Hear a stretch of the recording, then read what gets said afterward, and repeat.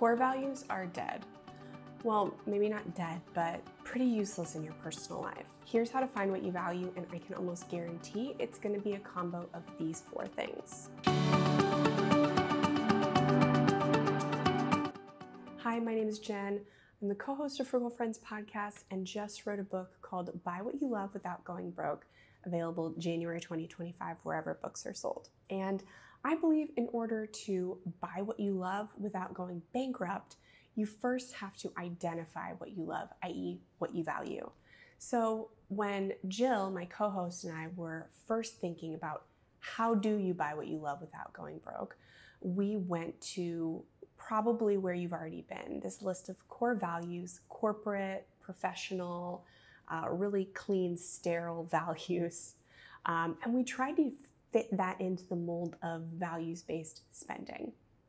But we were just finding that our listeners were all talking about the same 3 values.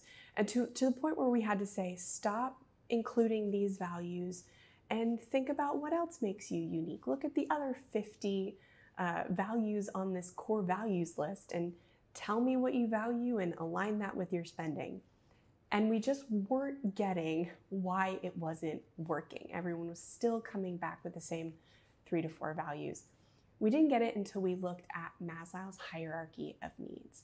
So if you're unfamiliar with Maslow's hierarchy of needs, it is this pyramid with all of our needs as human beings. These are the things we are internally motivated to pursue. Nobody has to tell us, and we will pursue them even if people have told us not to. And so obviously our most important survival needs are at the bottom. So we've got food, water, shelter, and that goes up to security. We've got family, housing, employment, the feeling of being safe financially. And then we go up to relational, friends, intimacy, stuff like that. Then we have self-esteem. So the respect of others, achievement, feeling like we're doing something, putting something into the world. And then at the very top is self-actualization. That's the internal feeling of fulfillment, purpose. Like I feel like I'm living in my true identity. So these are all human needs. And so we're in personal finance told that a good saver or a good spender has the self-discipline to not spend on anything except for the physiological and safety needs. And if you do spend outside of that, you're somehow irresponsible or bad with money. The opposite is true. We've found that the more you ignore those higher needs, the more impulse purchases you will make, and overall, the less good with money you will actually be.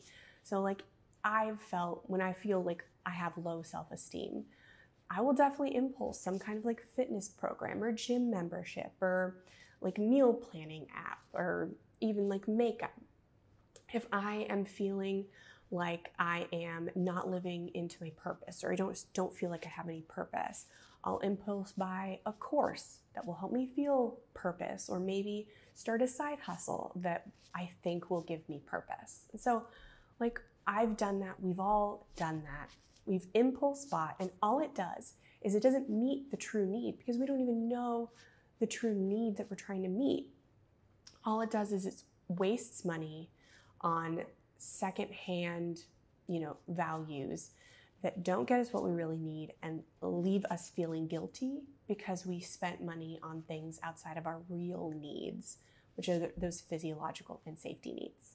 By recognizing and honoring that those higher needs are not luxuries, they're not just desires, but they are actual needs, that transforms the way we spend our money, spend our time, spend our mental energy, and helps you see more clearly what it is you truly value. So what does Maslow's hierarchy of needs have to do with values? Well, time and time again, we're seeing our community have a combination of these 4 values, so much so that we started referring to them as the 4 Fs. So the 4 Fs are family, friends, faith, and fulfilling work. And so everyone had a different combination or interpreted these 4 values in different ways. People with big families definitely saw the traditional definition of family at their top, but younger people chose their friends as family. So friends and family were very interchangeable on that list.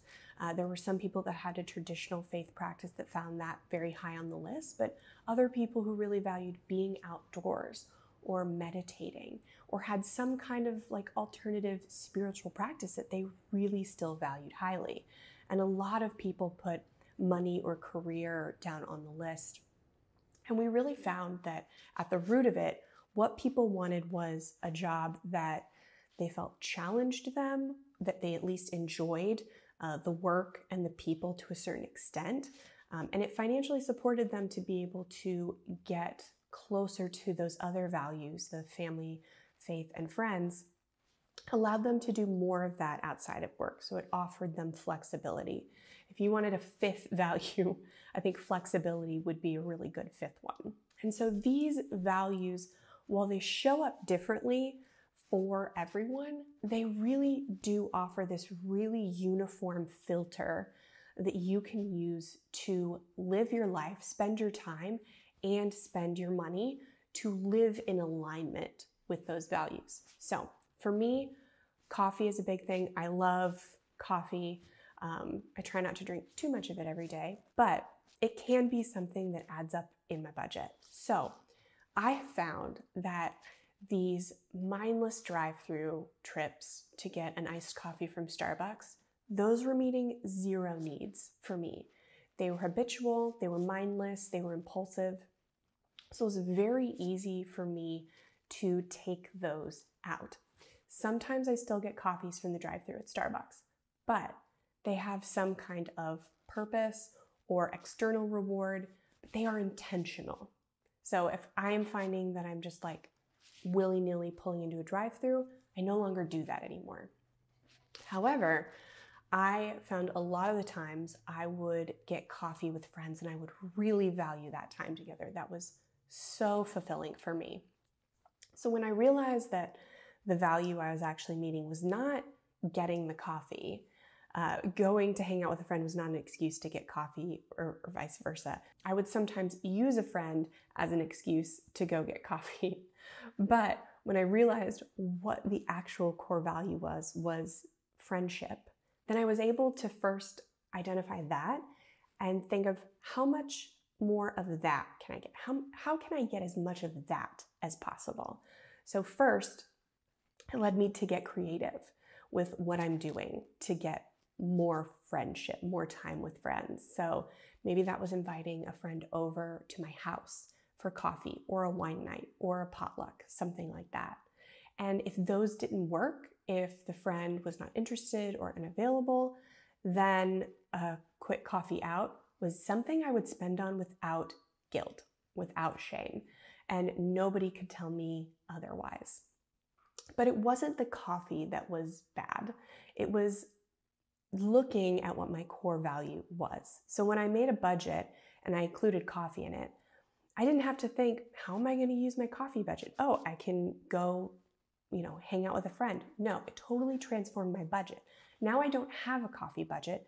I have a friendship budget, and I have a family budget, and I have a fulfilling work or faith budget. And the things that I want to do to get more of those go under that spending. And I'm incentivized to spend less so that I can get more. Because if I'm just getting one coffee with a friend, with a pastry, that could be $10. I could hang out with, I could get one bag of really nice coffee beans for that. I'm not going to say 2, 1 bag. And then I could have a lot of coffees at home with a lot of friends. So changing my budget from how much can I spend on these things to how much can I get of what I truly value, and try to optimize that, totally transformed how I spend money. So I hope that's inspired you to take a closer and deeper look to how aligned your spending is with your values, how aligned spending your money, spending your time, spending your mental energy, how aligned all of that is with your higher values, your higher needs, and that it can help you live a more values-aligned life. And if you find that your values are maybe outside of those four, then head back to Maslow's hierarchy of needs and look on that hierarchy to see what is really lacking and what you value most highly, what you're really yearning for, because your values can also change season to season. So hope that was helpful. And if it was, if you want to learn more questions to get more intimate with yourself about your core values and stuff like that, then head to the link below to get a copy of Buy What You Love Without Going Broke. It will very much transform the way you spend, not just money, but a lot of the things in your life.